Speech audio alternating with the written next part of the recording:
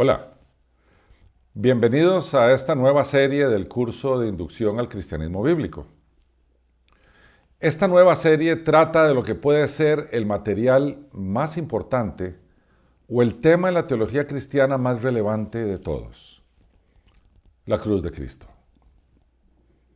En esto se basa toda nuestra fe, en que tenemos un Redentor, que es Dios, y que se hizo hombre en la persona de Jesús para salvar a todos aquellos que forman parte de su iglesia. Sin más, vamos a ver la agenda de esta nueva serie. Esta es una lección de introducción que vamos a fijar el marco conceptual desde donde vamos a desarrollar todo el curso. La lección número 2 es la ira de Dios, comprender el concepto de la ira de Dios. La lección número 3 es la tortura y muerte de Cristo. La tortura y muerte de Jesús la vamos a ver desde la perspectiva física y un poco vamos a verlo desde la perspectiva teológica. Pero vamos a ver los actos que llevaron a Jesús a su muerte en la cruz. La lección 4 vamos a ver por qué solo Jesús salva. Y finalmente tenemos una lección de conclusiones. Vamos ahora a la lección 1, que es la lección introductoria, que nos lleva a hacernos una pregunta. ¿Necesitamos un Salvador? ¿Por qué necesitamos un Salvador? ¿De qué necesitamos que nos salve? Y es así como vamos a empezar. Nuestra doctrina tiene 5 grandes columnas que la sostienen. Uno podría decir que la doctrina de la salvación cristiana bíblica está basada en estas 5 columnas.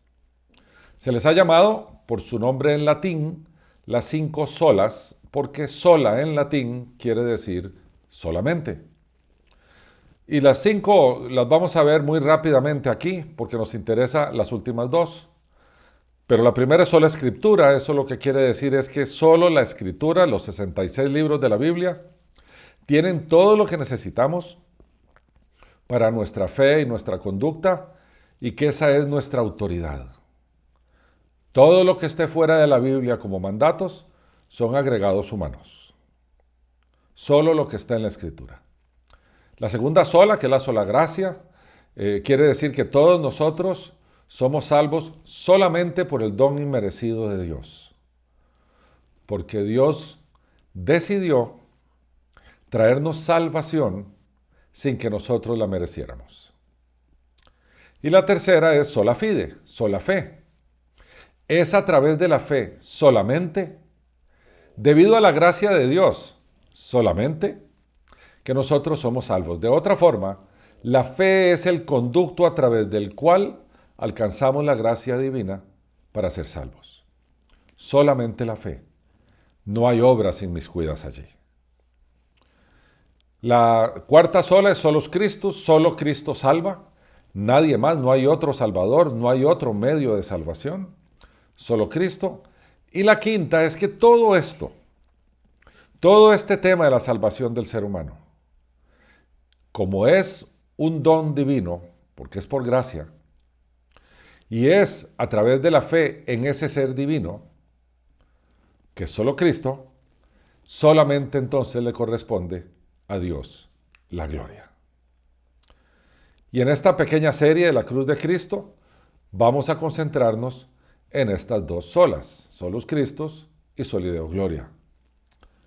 Y básicamente lo que queremos decir, para decirlo en una sola frase, es que el único camino hacia el Padre y hacia el perdón divino es a través de Jesús el Cristo, y es para la gloria de Dios.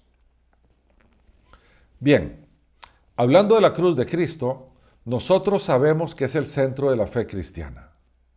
En realidad está en el centro de la Biblia y claramente hay un antes y un después de la cruz de Cristo.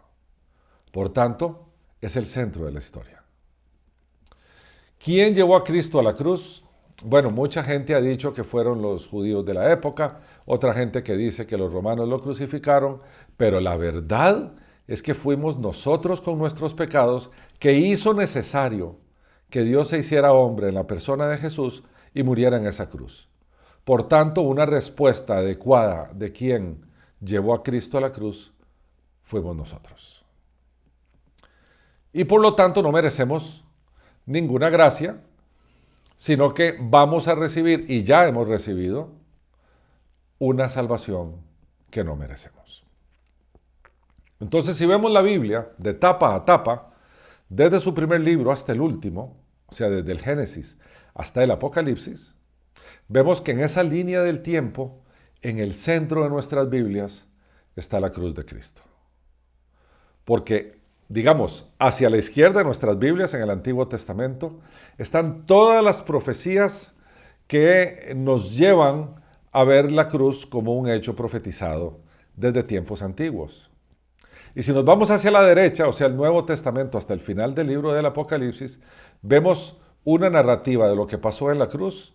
Entendemos a partir de las cartas que hay de Pablo y de Pedro y de Juan, vemos, y de Hebreos también, vemos por qué fue necesario que ese acto ocurriera. Y al final, en el Apocalipsis 22, vemos a dónde nos va a conducir ese acto por una eternidad. Entonces, al final, es la cruz la que está en el medio. Para cuando nosotros predicamos la cruz, usualmente recibimos esta objeción. Dice que el ser humano no requiere un salvador porque el ser humano no está perdido. Y hemos escuchado filósofos, psicólogos, hemos escuchado trabajadores sociales, sociólogos, que nos dicen que el mundo mejora y no empeora. Donde lo vemos desde la tecnología, claro que está mejor. Donde lo vemos desde el avance de la medicina, claro que está mejor. Donde lo vemos desde la producción de alimentos y comidas, claro que está mejor. Y lo que dicen es que el ser humano va en un viaje hacia adelante, evolucionando hacia la perfección. O por lo menos eso es lo que escuchamos. Pero ¿cuál es la realidad? El mundo va en franca decadencia. Hemos visto cómo la inmoralidad es rampante. En Occidente la moral está tan cuestionada. Vemos cómo las familias se deshacen. Vemos cómo el concepto de familia empieza a cambiar hacia aberraciones, que es como los llama la Biblia, o abominaciones. Y claramente vemos que la ética es el pan nuestro, la falta de ética, perdón, es el pan nuestro de cada día. Mentir no está mal, engañar no está mal, buscar el provecho propio no está mal. Vemos cómo cada día más la violencia aumenta y claramente vemos cómo el amor se enfría y cómo la consideración al prójimo disminuye. Y en términos de la ciencia y la tecnología, claramente nunca antes habían habido avances como el de ahora, y menos en materia de salud. Y nunca antes ha muerto tanta gente por falta de medicamentos, estando estos disponibles. Porque alguien podría decir, no, si ha muerto gente de pestes y cosas en el pasado, pero es que no había medicamentos disponibles. Hoy están disponibles y mueren millones de personas. Y en términos de producción de alimentos, nunca antes ha habido la tecnología que hay hoy, la automatización para producción de alimentos, la automatización en fincas, en cultivos, en ganado, y nunca antes había muerto tanta gente de hambre sin acceso a esa misma tecnología.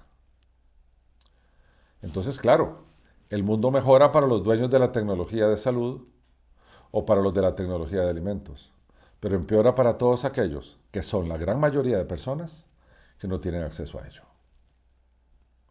El mundo va en franca decadencia. Entonces, alguien podría decir, pero ¿no fuimos hechos nosotros a imagen y semejanza de Dios? ¿Y por qué nos comportamos de esta manera si nosotros fuimos hechos a su imagen y semejanza? Bueno, en la serie anterior de Creación y Caída, en el episodio de la caída, damos una explicación teológica a esto. Pero en resumen, por supuesto que fuimos hechos a su imagen y semejanza. Tenemos características que nos distinguen del resto de los animales. Tenemos amor, tenemos visión de futuro, tenemos comprensión de moral y ética, hacemos juicio, tenemos capacidad de juzgar. Todo eso viene de nuestra imagen y semejanza con Dios. Sin embargo, En la caída esa imagen se desmejoró. Nosotros estudiamos cómo nuestra naturaleza cambió.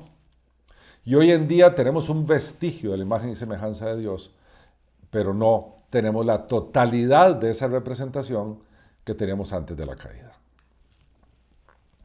Entonces, sabemos que la causa de la caída, y eso lo estudiamos también en la serie anterior, era la tentación de ser igual a Dios.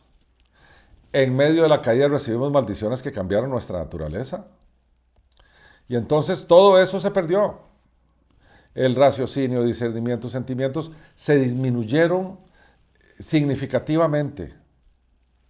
Antes de la caída teníamos capacidad de no pecar y teníamos capacidad de pecar.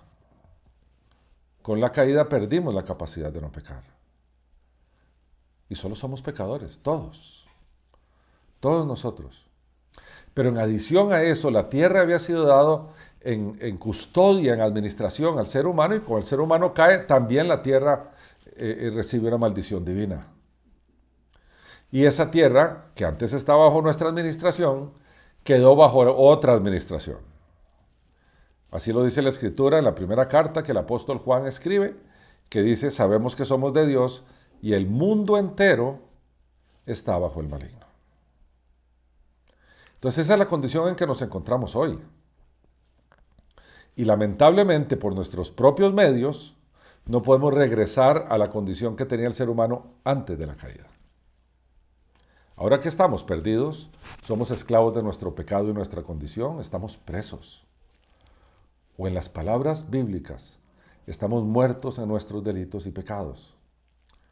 Y créanme, los muertos son incapaces de salvarse a sí mismos, puesto que están muertos. Si no es un agente externo, si no es un agente externo a nosotros, que no tiene la misma condición que nosotros tenemos, y viene a salvarnos, no podemos salvarnos a nosotros mismos. Y es de esta manera como nosotros explicamos que necesitamos un Salvador. En nuestra siguiente lección vamos a estudiar de qué nos salva nuestro Salvador. Porque el concepto de la ira de Dios es un concepto tal vez mal entendido, porque la gente cree que ira de Dios es como que Dios se enoja. Pero no es así. Hay una profundidad teológica ahí en la ira de Dios que vamos a ver en nuestra siguiente lección.